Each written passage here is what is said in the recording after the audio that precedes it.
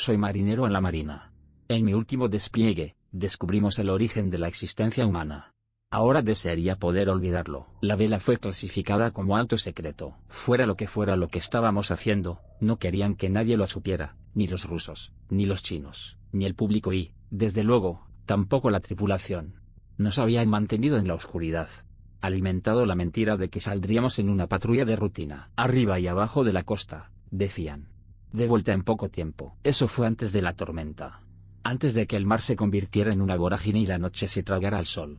Fue antes de que el capitán le cortara la garganta, y antes de que la tripulación se tirara por la borda, desesperada por escapar de la pesadilla que habíamos sacado del mar. Mi nombre es Walter Mills. Supongo que probablemente debería usar un alias, algo para evitar que la gente de arriba me encuentre, pero la verdad es que no me importa. He pasado toda mi vida cuidando. Toda mi vida huyendo de las sombras que se sientan sobre nuestro gobierno, de los titiriteros que mueven los hilos del mundo. Pero estoy fuera de tiempo, y lo digo literalmente. Tengo un pie en la tumba. Doc dice que es terminal. Eso significa que no tengo que preocuparme de que las personas equivocadas me encuentren o de las consecuencias de lo que estoy a punto de decir. Puedo avisarte. Y luego puedo ir. La vela comenzó como cualquier otra.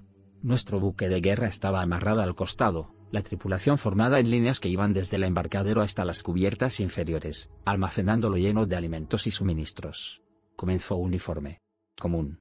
Entonces llegaron los secretos. Nadie parecía saber quiénes eran, pero cuando llegaron llevaban máscaras carmesí, como pasamontañas sin agujeros para los ojos o la boca. Pasaron por encima de nuestra línea en la frente, y le dijeron al contramaestre que necesitaban hablar con el capitán. Y hablar lo hicieron. Los observé desde el borde de mi visión. Los 6 rodeaban al capitán, murmurando palabras demasiado bajas para entenderlas correctamente. La conversación duró 20 minutos, y al final el capitán fruncía el ceño. Hizo una llamada a tierra, presumiblemente al comodoro. Parecía nervioso, asustado. Cuando terminó la llamada, dijo algo desdeñoso a los Secret Ones y desapareció bajo cubierta. Todos nos preguntábamos qué estaba pasando. Para aquellos de ustedes que han servido, saben que hay 2 cosas que mantienen entretenido a un equipo: películas pirateadas y rumores. Y tras ese intercambio, los rumores volaron. Algunos decían que los secretos eran fuerzas especiales, tan clandestinas que a nadie se le permitía verles la cara. Otros dijeron que eran operadores de inteligencia. Personas con acceso a información tan delicada que conocer sus rostros podría representar un riesgo para la seguridad nacional. Briggs, un fogonero en la sala de máquinas, bromeó diciendo que eran Illuminati. Lagartos de Marte. No sabía qué eran, para ser honesto. Realmente no me importaba. Solo quería terminar de navegar para poder ir a casa a ver a mi esposa, Abby, y a nuestra recién nacida, Alice. Para mí, esto era solo un trabajo. Un trampolín hacia una vida mejor. Y cuando zarpamos, todavía lo creía. Luego, el barco echó anclas y la tripulación fue reunida en el hangar. El capitán estaba al frente con 3 de los secretos a cada lado de él. Se quedaron en silencio, mirándonos detrás de sus máscaras carmesí. El capitán se aclaró la garganta y dijo que les resultaba difícil hacerlo, pero antes de nuestra partida recibió la noticia de que nuestra misión había cambiado, que ya no era una rutina, que ya no era lo que esperábamos. Pasó un frasco de pastillas. Cada uno de nosotros recibió instrucciones de tomar una pastilla de la botella, para mantenerlo a salvo. Llevarlo encima en todo momento en caso de emergencia, pero nunca comerlo en caso contrario. ¿Qué es, señor?, preguntó Briggs en la parte de atrás. Cianuro, respondió el capitán. La risa ondeó a través de la tripulación. ¿En serio?, gritó alguien más. ¿Esto para la malaria? ¿Estamos desplegando? El capitán suspiró, mirando de reojo a los secretos que permanecían silenciosos, impasibles. Es cianuro, y si sabes lo que te conviene, te asegurarás de no perderlo. Con eso, salió corriendo, los secretos a cuestas. Esa noche, Briggs murió. Probó la cápsula. Juró arriba y abajo que todo el asunto era una broma tonta. Que no había manera de que nos dieran cápsulas de cianuro cuando ni siquiera confiaban en que limpiáramos los baños sin supervisión. ¿Sus últimas palabras? Probablemente sabe a Smarties. Briggs murió rápido. Murió rápidamente en un lío de mierda y pis, pero una vez que sus órganos se agotaron, solo tomó unos segundos. Llevar su cadáver a través del barco tomó minutos. Minutos que se sintieron como horas. Una vez que llegamos a la bahía médica, el médico trató de resucitarlo, trató de bombear su estómago, pero sabía también como todos nosotros que era una pérdida de tiempo. Él se había ido hace mucho. Después de eso, todos asumimos que daríamos la vuelta y nos dirigiríamos a casa. Que dejaríamos el cuerpo de Briggs, presentaríamos nuestros respetos y nos tomaríamos un par de días para llorar antes de reanudar la misión. pero el capitán nos informó que el espectáculo continuaría. No estaríamos dando la vuelta, no estaríamos dejando el cadáver de Brig porque esta misión fue clasificada como no fail. Y no solo eso, sino que la nave se bloquearía, cortando todas las comunicaciones. Ciudad del Río. Eso significaba que no había manera de llamar a casa. No hay forma de que nos llame a casa. Estábamos aislados y solos. Y luego el capitán tuvo el descaro de decirnos que las cosas iban a empeorar. Que la muerte de Briggs, por trágica que haya sido, probablemente sea la punta de nuestro iceberg. La tripulación estaba furiosa. Confundido. Sin embargo, sobre todo, estábamos desconsolados. Muchos de nosotros tiramos nuestras cápsulas de cianuro, odiando el recuerdo que representaban. Pasaron 3 días después de la muerte de Briggs. 3 días de luto, del barco navegando por el Pacífico mientras su tripulación se deshacía lentamente, susurrando teorías sobre lo que estábamos haciendo ahí. Sobre lo que el capitán quiso decir con que las cosas empeoran. Es China. Escuché en los pisos. Tienen un arma secreta y vamos a desmantelarla. Vi un video de YouTube sobre esto. Si nos atrapan, nos van a torturar hasta la mierda. Por eso nos dieron el cianuro. A la mierda eso. Suenas totalmente loco. Es Rusia, tonto. Tiene que ser. Se están volviendo nucleares si nos enteramos. Así que ahora vamos a hundir sus submarinos. ¿A qué te refieres con por qué? Entonces no pueden atacarnos después de que los vidriemos. No es genocidio si no tenemos otra opción. No sabía qué pensar. Nunca había experimentado algo así, así que simplemente me desperté, hice mis relojes y volví a la cama. Enjuagar. Repetir. Traté de no hablar sobre lo que estaba pasando porque cada vez que lo hacía, Briggs inevitablemente aparecía y el recuerdo me dolía como un cuchillo en el estómago. Él y yo habíamos pasado juntos por lo básico. Navegó arriba y abajo por el noroeste del Pacífico y hizo un juego de encontrar monedas antiguas en todos los puertos. Así que mantuve la cabeza baja. Hice mi trabajo. Estaba haciendo ese trabajo cuando la advertencia del capitán se hizo realidad. Cuando las cosas empeoraron. Era una guardia nocturna y yo había estado dirigiendo el barco en el puente. En un momento estábamos navegando a través de aguas tranquilas en una noche brillante y sin nubes, y al momento siguiente todo desapareció. La oscuridad robó la noche como un interruptor de luz que se apaga. Recuerdo al oficial de guardia moviéndose hacia las alas del puente y mirando hacia el cielo, tratando de determinar si la luna se había deslizado detrás de una nube. Cuando volvió, parecía confundido, agitado. Fue extraño para mí porque teníamos radares, así que no era como si estuviéramos navegando a ciegas. Llamó al capitán y le informó que faltaba la luna. Desaparecido. Mantén el rumbo, ordenó el capitán. Pero señor, hacer clic. Se cortó la comunicación. A la mañana siguiente el sol nunca salió. El cielo se mantuvo tan negro e inquietante como la noche anterior. Alrededor de este tiempo, los Secret Ones comenzaron a actuar de manera más extraña. Mientras que antes se quedaban más o menos en sus camarotes, ahora vagaban por el barco sin rumbo fijo.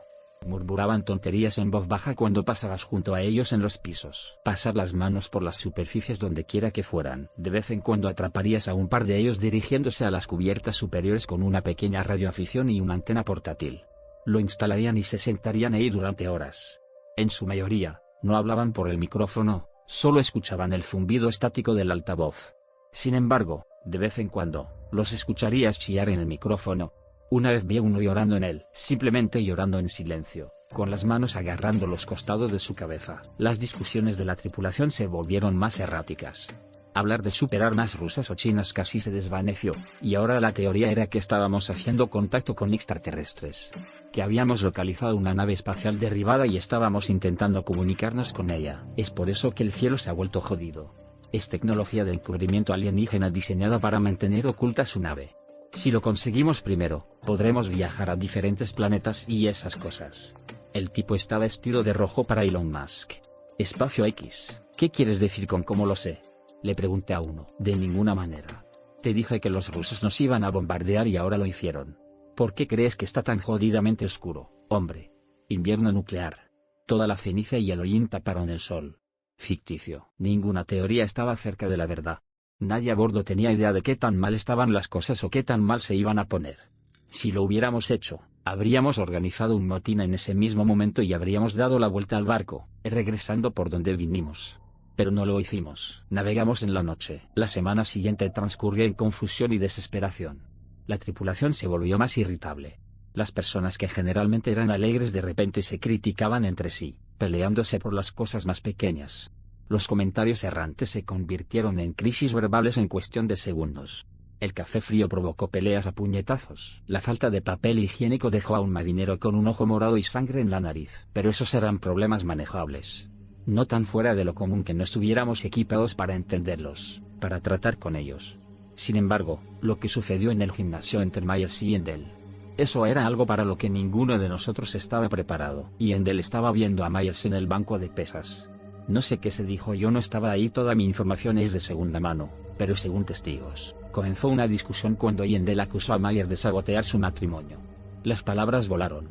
Myers fue a colocar su barra, pero Endel pateó la barra hacia abajo. 200 libras. Casi lo decapitó. Hubiera sido mejor si lo hubiera hecho. Myers todavía estaba vivo cuando llegó el doctor. Su cuello había sido severamente cortado, colgando de tiras de carne, pero sus ojos aún se movían. Su garganta todavía se estaba ahogando. Endel se sentó a llorar en un rincón, gritando que no era su intención, que nunca quería lastimarlo pero que no podía evitarlo. Ella gritó cuando la arrastraron lejos. Como la encerraron. Myers no vivió mucho más tiempo. El doctor lo sacó de su miseria de la manera más rápida que se le ocurrió, terminando el trabajo. El resto del equipo se puso a trabajar limpiando la sangre. En cuanto a Endel, murió una hora después. Resulta que nunca tiró su cápsula de cianuro y finalmente tuvo la oportunidad de usarla. En ese momento, me sentí muy mal por ellos, muy mal porque Myers sufriera de la forma en que lo hizo, y muy mal por Endel porque sabía exactamente lo que quería decir. Que ella nunca tuvo la intención de lastimar a nadie. Que algún miasma oscuro había infectado la nave, se había filtrado en nuestros corazones y mentes y nos había enfadado. Desesperado. Esa noche pensé en ella.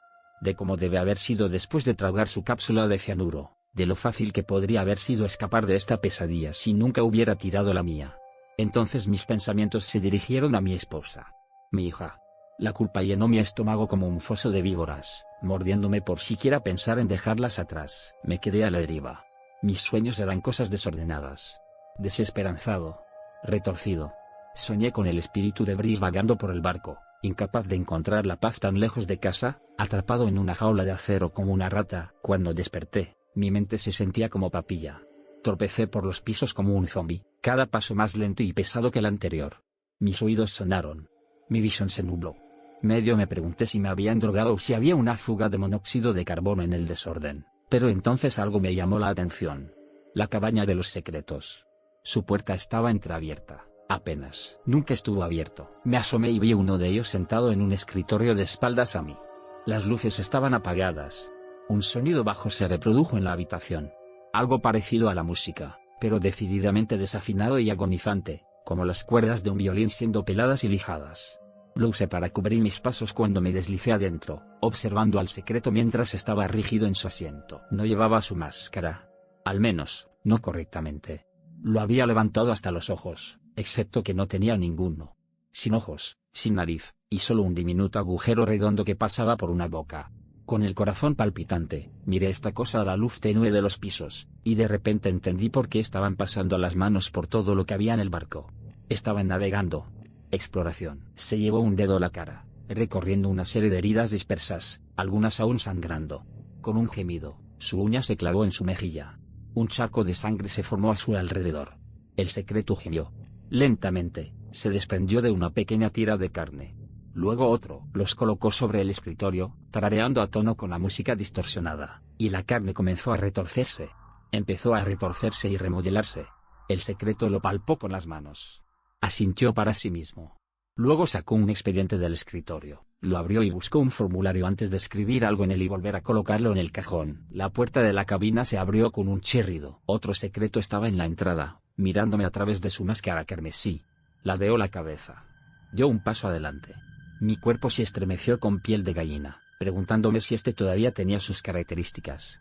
Sus ojos murmuró algo incoherente, y el primero se giró en su asiento. Mi cráneo latía. Cualquier dolor de cabeza con el que me había despertado había empeorado, y ahora el dolor era casi cebador. Ahogué un gemido cuando el primer secreto se levantó de su silla. Se acercó a mí y dio un paso silencioso hacia atrás cuando metió la mano en el casillero frente al que había estado parado, sacando un radioaficionado y un machete. Mi corazón golpeó mi caja torácica una vez, 2 veces. Quería desmayarme. Entonces ambos salieron de la cabaña, dejándome sola. A solas con el expediente. Le di 30 segundos antes de tomar otro respiro. Luego fui al cajón del escritorio, saqué los documentos de la carpeta y los hojé. Fueron escritos como un sueño febril. símbolos, números. Nada sobre ellos parecía tener mucho sentido, y se me ocurrió que probablemente estaban encriptados por algún tipo de código. Maldiciendo, los metí en mi bolsillo para un análisis posterior. Me apresuré al puente, ya tarde para mi turno. Mis pensamientos se aceleraron mientras relevaba al timonel, y entregaba apresuradamente mi informe de facturación a Sandu, el oficial de guardia. Me senté en la silla, tomé el volante y reflexioné sobre lo que acababa de ver. ¿Eran los Secret Ones algún tipo de cultistas? Tenía razón Brice. ¿Estábamos navegando con los malditos Illuminati? Nunca tuve la oportunidad de pensarlo bien. En ese momento el capitán tropezó con el puente luciendo como la muerte misma. Escuché rumores de que no se veía bien, pero esta era la primera vez que lo veía fuera de su cabaña en semanas. Su rostro estaba demacrado, sus mejillas estaban tan hundidas que los huesos parecían capaces de perforar su piel, y me pregunté ociosamente si había comido una comida completa desde que zarpamos. Buenas noches, señor, dijo Sandu. El capitán murmuró algo ininteligible, pasó junto a ella y se sentó en su silla. Se abrochó el cinturón de seguridad. ¿Todo bien?, Sandu preguntó. El capitán la miró, pero no pareció verla. Sus dedos agarraron ambos lados de sus reposabrazos y sus labios comenzaron a moverse. Adiós, dijo. Lo lamento. Adiós. Adiós. Adiós. El capitán se sentó en su silla, repitiendo la palabra una y otra vez mientras las lágrimas brotaban de sus ojos. Será mejor que busques al médico, murmuró Sandu. Cogió el teléfono, pero antes de que pudiera marcar el número, apareció un resplandor naranja debajo de las ventanas del puente. Algo parpadeando. Señora Ramírez informó desde el puesto de observación. Esos tipos de Secret acaban de encender una hoguera en la maldita cubierta de armas. ¿Qué? Sandu corrió hacia la ventana, mirando hacia abajo conmocionado y furioso. Luego se trasladó al ala del puente, y llamó a los secretos para que apagaran el fuego. Un momento después, ella gritó. A Ramírez, mirando por las ventanas del puente, de repente se dio la vuelta y vomitó en la cubierta. ¿Qué está sucediendo?, pregunté, levantándome de mi asiento. Es Yendel, dijo Ramírez, limpiándose la boca. Son Yendel y Brice. Están descuartizando sus malditos cadáveres. Sandu volvió a entrar, gritándole al capitán. Señor, ¿permiso para movilizar un ERT y encerrar a esos imbéciles? Adiós. Adiós. Adiós. Sandu maldijo. Cogió el teléfono y llamó al oficial ejecutivo, informándoles que el capitán lo había perdido y que los secretos estaban cortando cadáveres. Cuerpos en llamas. Necesitaban sacar gente para cerrarlo ahora, gente con armas porque los secretos tenían machetes. Lasso dijo que estaban en eso, pero que era demasiado poco y demasiado tarde. De alguna manera ya sabía que los secretos ya habían terminado lo que vinieron a hacer. Desde lo profundo de la noche, el viento aullaba. Gritó. Una ola nos golpeó de costado, una grande. Giró el buque de guerra como un patito de goma en el baño, derribando a Ramírez de lado y tirando a Sandu por la cubierta. Me las arreglé para estabilizarme contra la consola del timón. Jesucristo, susurró Sandu. ¿Todos bien? Me abroché el cinturón de seguridad. ¿Qué demonios fue eso? Hola rebelde, escupió Sandu. Han sido 3 semanas de clima perfecto y luego eso sale de la nada. Esta vela está maldita. Agarró el teléfono y comenzó un anuncio en todo el barco para una encuesta rápida, pero nunca terminó la tubería. Otra ola nos golpeó, luego otro. La cabeza de Sandu se estrelló contra la consola central con un crujido repugnante y cayó inmóvil sobre la cubierta. Me apoyé contra el timón, mi cinturón de seguridad apretando dolorosamente mi cintura. Cerca, escuché chillar a Ramírez. Orando. El capitán siguió pronunciando su estribillo. Adiós. Adiós. Un relámpago brilló. Por primera vez en semanas, vislumbré el cielo. Nubes oscuras giraban a nuestro alrededor como atrapadas en un torbellino, y en ellas nadaban rostros. Oscuridad. Nos miraron, angustiados.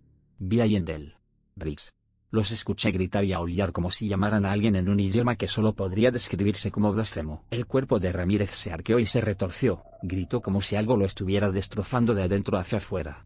Quería saltar y ayudarlo, pero necesitaba mantener el control de la nave. Abandonar el timón en una tormenta como esta significaría una muerte segura. Así no, gimió Ramírez. Las lágrimas brotaron de sus ojos mientras contemplaba los inquietantes rostros de los muertos que se arremolinaban en el cielo. No puedo. Sus manos se agarraron a las barandillas que corrían a lo largo del puente, y se empujó lentamente contra el barco que se balanceaba violentamente. Pulgada por pulgada. Miré impotente cuando lo vi llegar a la escotilla que conducía a las alas exteriores del puente, y supe exactamente lo que pretendía hacer. Después de todo, Ramírez y yo habíamos lavado nuestras cápsulas de cianuro juntas. No, llamé, pero no podía pensar en nada más que agregar. ¿Por qué no debería? ¿Por qué no debería unirme a él? Hizo una pausa, me miró. Luego abrió la escotilla, llenó el puente con el bajo ensordecedor de la tormenta y se arrojó al mar. Me senté ahí, muriendo en cámara lenta. Las olas, ya feroces, empeoraron. El oleaje ahora amenazaba con tragarse el barco, alcanzando la altura de rascacielos mientras sus muros de agua rompían a nuestro alrededor. El marco del barco gimió, chilló. Sonaba como si todo estuviera a unos minutos de dividirse. Y luego otra ola nos golpeó. Un Goliat. Mi cuello se partió hacia un lado cuando mi cinturón de seguridad se rasgó en mi cintura. De repente abajo era arriba y arriba era abajo. Caímos en la furia del mar, el agua helada rompiendo las ventanas del puente, asfixiándonos al capitán y a mí en la oscuridad húmeda. En retrospectiva, no sé por qué contuve la respiración. Después de todo lo que había pasado, ahogarse habría sido fácil. Preferible. Pero lo hice. Creo que lo sostuve para Abby y Alice, gorgoteando mientras intentaba desesperadamente orientarme. Hasta que el agua empezó a escurrir. Toda el agua del puente se derramó por las ventanas rotas, junto con el cuerpo sin vida de Sandu. Colgué boca abajo de mi asiento, sin aliento. Delante de mí, el capitán hizo lo mismo, pareciendo finalmente haber recuperado la lucidez una vez más. Ya no murmuraba adiós. Ahora estaba mirando al frente, y algo le devolvía la mirada, algo titánico. Lo miró fijamente a través de la ventana rota, sus ojos como 3 orbes de obsidiana arremolinados. El capitán metió la mano en su bolsillo y sacó su cuchillo. Estaba destinado a cortar líneas. Para cortar cuerdas. Me pregunté si pretendía luchar contra esa cosa, organizar una defensa final para él y su tripulación, pero en lugar de eso, la presionó contra su garganta. Lo metió en un lado y, con un gemido gorgoteante, lo rasgó con ambas manos. Su cuello explotó en una lluvia de sangre. La criatura, aparentemente satisfecha, me miró entonces. Me miró, y miré hacia atrás, en lo profundo de esos ojos de oscuridad arremolinada, y en ellos vi el abismo.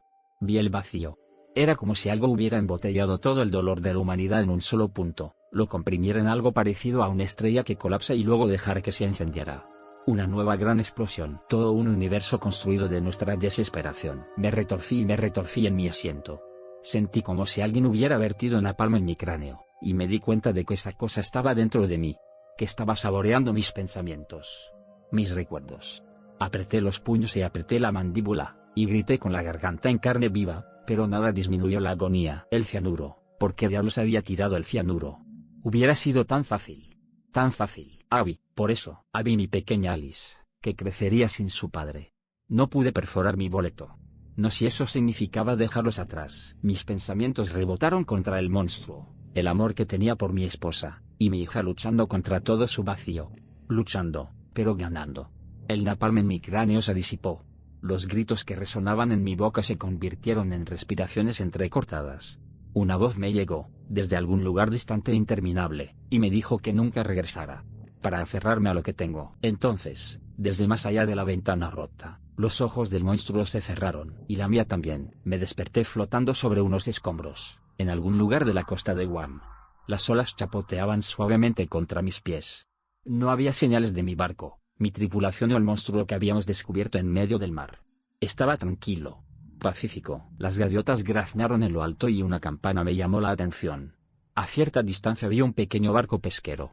Parecía haberse desviado del rumbo y navegaba en mi dirección. Sus miembros de la tripulación diminutos puntos gritando en la cubierta. Me salvaron la vida. Pero también lo hizo el monstruo en el mar. El monstruo que llegué a conocer como Eden. Los documentos que le había quitado a los secretos estaban muy dañados y empapados, pero no eran ilegibles. Traducirlos tomó tiempo, pero lo logré. Recibí la ayuda de varias personas que no mencionaré aquí por razones obvias, pero lo que descubrimos fue inquietante.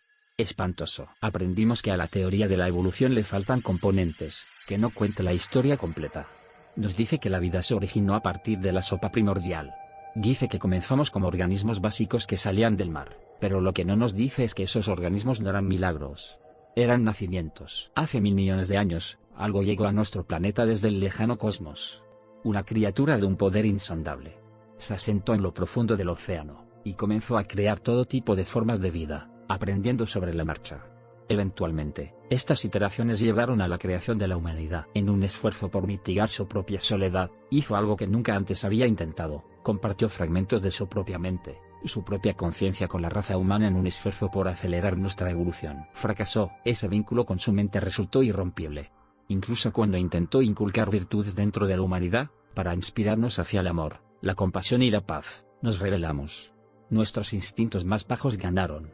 Caímos una y otra vez en ciclos de violencia y guerra, violaciones y asesinatos. Envenenamos a Aiden con nuestra propia corrupción, pero persistió. Sabía que romper su vínculo con nosotros significaría el fin de la humanidad tal como la conocemos, que cualquier empatía que tengamos se desvanecería. Como una madre, no podía dejarlo ir. Creía que podíamos ser mejores, si no ahora, eventualmente. Pero ha pasado demasiado tiempo. La herida se ha enconado, no ha sido tratada y Aiden está pagando el precio. Ella se está muriendo extinción. Todo nuestro odio y codicia, nuestra sed de destrucción ha alcanzado una masa crítica dentro de ella y está comenzando a colapsar, llenándola de locura. La madre que nos dio a luz se ha ido. Un monstruo ha tomado su lugar. Los secretos saben todo esto. Según sus documentos, creen que tiene la intención de cauterizar finalmente su herida, de acabar con la humanidad antes de que podamos acabar con ella. La intención de la vela era golpear primero. Lo aterrador es que no parecían saber qué pasaría cuando ella muriera. Simplemente se hundiría en el fondo del océano, pudriéndose durante décadas.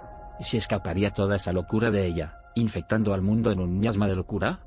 Había muchas variables que parecían incapaces de explicar, pero había una certeza de la que estaban absolutamente seguros, que perderíamos nuestra conexión con ella, perderíamos nuestro amor, nuestra empatía, nuestras almas.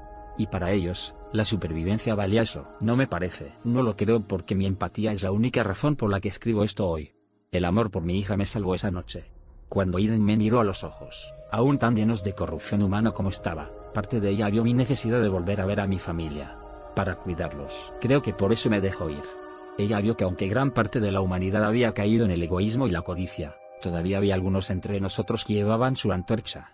Todavía quedaban aquellos con amor en nuestros corazones. Y es por eso que creo que todavía había amor en el de ella. Pero eso fue hace muchos años y los tiempos han cambiado.